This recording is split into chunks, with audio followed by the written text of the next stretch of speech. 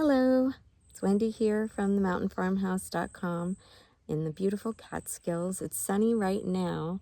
It was pouring rain earlier, but you know, that's just the way it goes here. I wanted to touch base with you and give you a little bit of a tour of what's going on in the garden now, and I'm also going to backtrack and show you a few of the things that bloomed previously.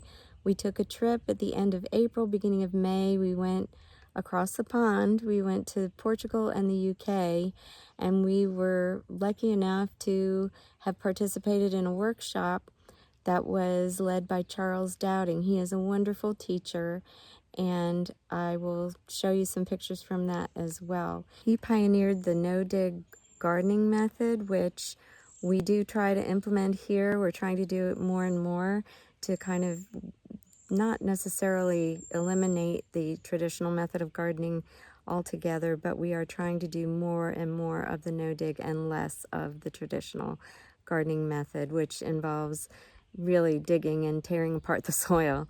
His gardens are proof that his methods work, and we definitely want to do more of that here. I think it's time we flip the camera around now so I can show you what we have growing here at the Mountain Farmhouse.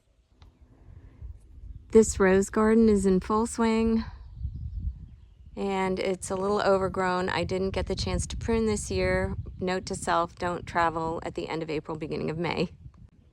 Now right here I have bachelor's buttons, which are getting big and flopping over. This is an echinacea that is yet to form buds. And bee balm, we have the butterfly bush, also not ready to bloom quite yet.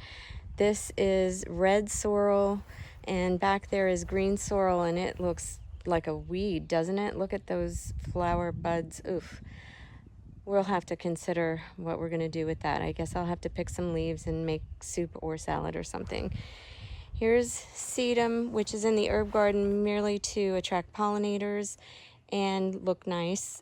There's marjoram, another echinacea plant, and then my peonies are also starting to flop over. They are gorgeous. I'll have another picture to show you of what they looked like even just a few days ago. Here we have lavender and oregano, and this is sage. If you see these purple and pink flowers with that flopped over peony in between, that's all the same plant. The purple flowers on the left and the pink flowers on the right are coming from the same plant. So isn't that wild? I just love that. Down here we have parsley, curly leaf. Here is rosemary, and the chives have flopped over into that, as you can see. I guess it's about time we deadhead those. I like to leave them blooming as long as possible for the bees.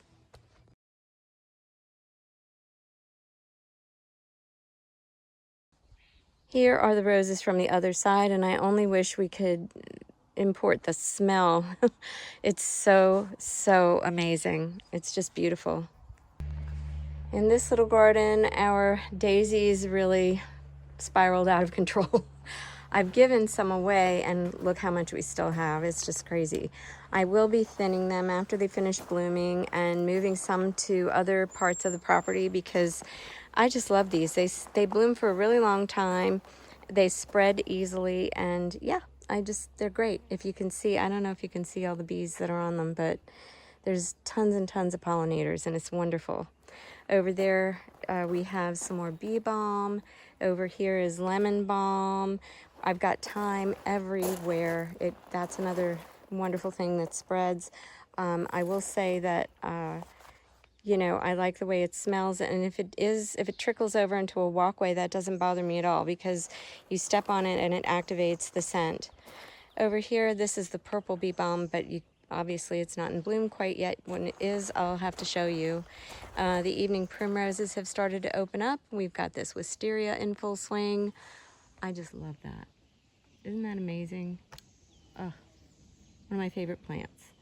So coming around this way, up against the little barn there, I've got kiwi, I've got daylilies and evening primroses mostly. There's also a little chive plant and some black-eyed Susans, which will bloom later. There you go. And here's more of this garden, the evening primroses that haven't bloomed. more lemon balm, bee balm. And then over there is lamb's ear, and on the other side of that is the rhubarb. And you can see the daisies made their way into the rhubarb patch. That's okay, as long as I keep that, you know, monitored. And the columbine already bloomed. I'll have to put some pictures of that as well to show you. Here's the rhubarb. I have to still harvest. I've harvested so much already and canned a bunch of jam. I've made cobbler, pie, given some away. Oh, you know what a friend of mine told me was to make juice out of it and mix it with pineapple juice. And I did that and it was delicious. So I recommend trying that if you have a lot of rhubarb and don't know what to do with it.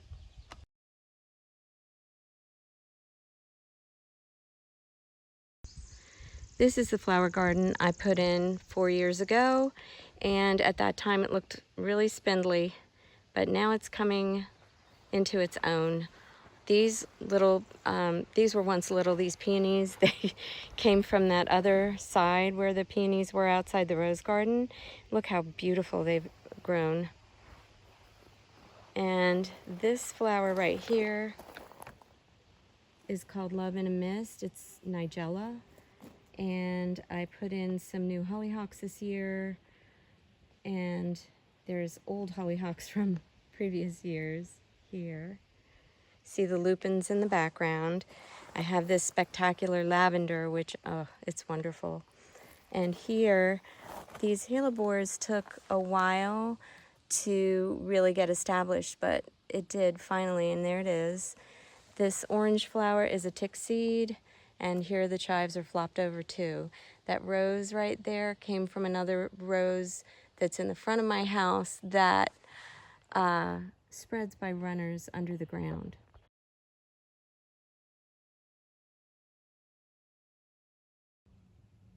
Here's more of those delightful peonies. And this, see that foxglove? I love the color of that. And then we have this gigantic hollyhock. I am looking so forward to when that blooms. And I put in that smaller one this year as well. Again, more lavender. These were the lily of the valley. They finished blooming, but I'll show you pictures of that as well. And this was a new hellebore. It flopped over, but it had a pretty red flower.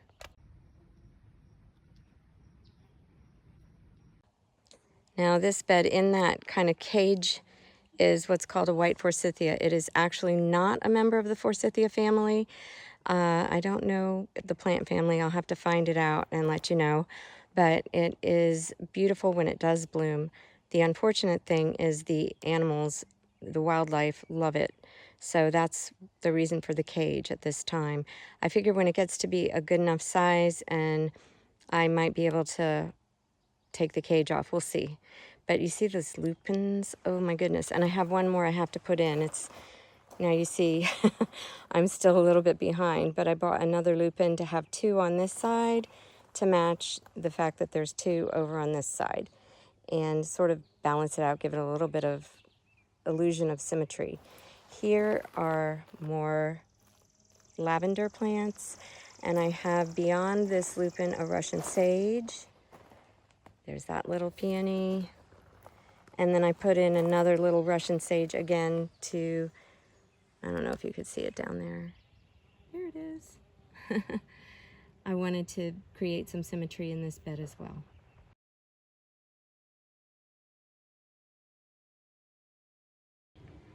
This is a mock orange. It's another scent I wish I could just transport to you, but I'm sorry I can't.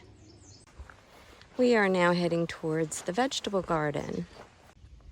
For this year's vegetable garden in this bed, we've got some garlic and I've got some shallots.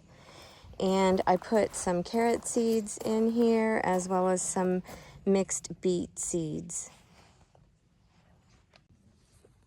In this corner and one other, I've got a tomato. And I did plant some asparagus plants. They were on a bargain sale because it was late in the season. And I put them in and, well, you look at this. We've got some baby asparagus. And there's some over on the other side too, or one. we'll see what happens. I hope that they thrive. And there's my tomato. It is called a Bumblebee Mixed Cherry. I got it from Hudson Valley Seed Company. In this bed, I put some squash, pumpkins, and some beans, runner beans. That's why all these things for the plants to climb on. And I'm really looking forward to these this year. They look like they're doing great. The beans, I just started the seeds right in the garden beds. As you can see here, how they're coming in. And the squash plants, here's the squash plants from the other side. And behind them, you can see my shame. I still have to put flowers in the ground. I'm just way behind. Oh well, that happens sometimes. Does that ever happen to you? Here's my other tomato plant. Yes, I've only planted 2 tomato plants this year, and I'll tell you why in just a second. But there's some basil, and I planted sweet peas. This is a asparagus that kind of got hacked off by accident. Here's another asparagus. These were put in a couple of years ago, and they seem to be doing fine. And I added more. You can see this little baby one right here. And we'll see how they do.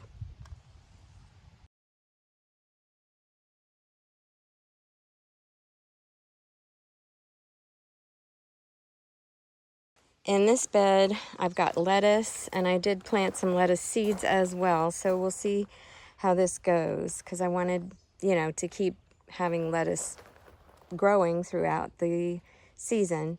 This looks kind of silly from this side, I guess, but it's really the trellis for the cucumbers that are facing the sun. And I had this shade cloth all the way down until I put the cucumbers in, and now it's just there to help kind of protect the lettuce from too harsh a sun until the cucumbers get bigger and they provide more natural shade from the vines. I like to plant radishes next to my cucumbers. I read in a book about companion planting that they tend to discourage the cucumber beetles.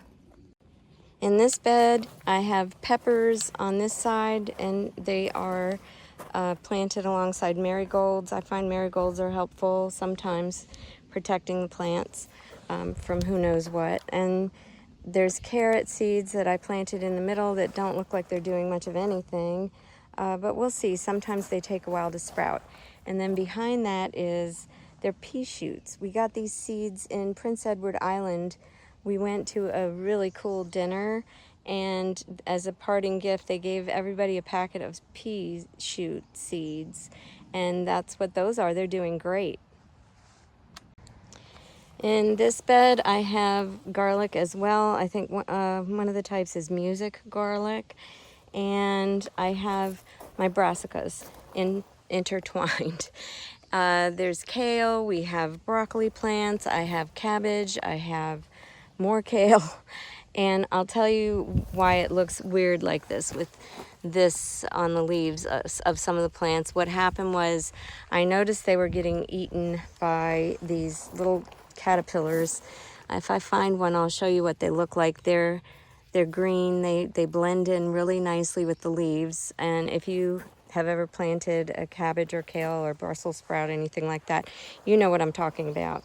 Well, if I sprinkle this concoction, all it is a little bit of flour and cayenne pepper, and I sprinkle it on there.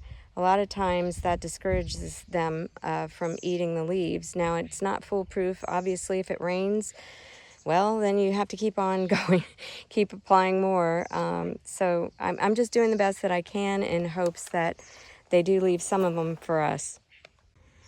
This is another one of my experiments this year. I planted strawberries in these other corner beds, and I want to put a different kind of cover over them so that you don't, it won't inhibit the growth. I feel like these little wire cloches are preventing them from spreading like they need to, but at the moment they're necessary, because if I don't do it, we've got chipmunks and birds and squirrels and you name it, other little creatures that like to come along and nibble on the strawberries, and they really are so inconsiderate because they don't just take one strawberry and eat it. No, they have to take one little bite out of each and every strawberry, which of course, you know, how rude.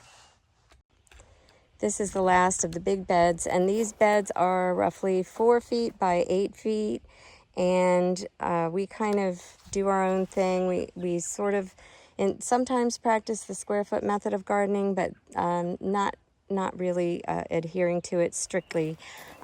Here I planted bean seeds. These are my bush beans. The other ones that you saw are my runner beans, and I've got some peas over here. These ought to be good. I'm looking forward to them. We put the seeds in right directly in the ground, direct sown, and very excited. I've got a trellis right here ready for them to climb on.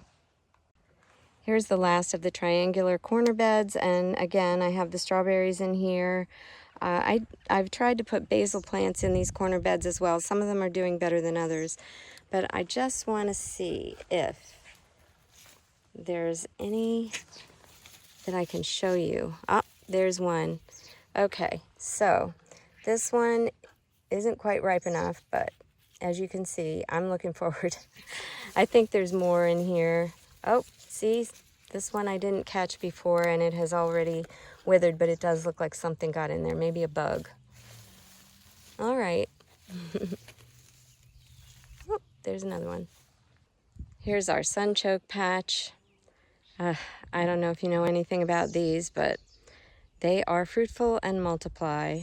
They're very hardy, and they are perennial. I love looking at this from this angle. You see the rose garden and the peonies and the herbs. It's just so pretty.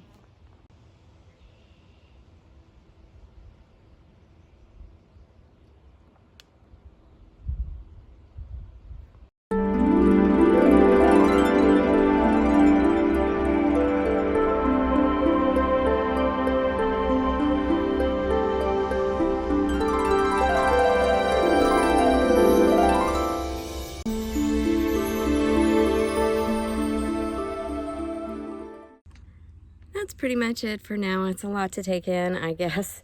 But I'll keep you updated and show you what it looks like after I get everything else in the ground. And, you know, look at the things that bloom next time. All right. I hope you're enjoying a wonderful day, and I'll see you again in the next video. Bye for now.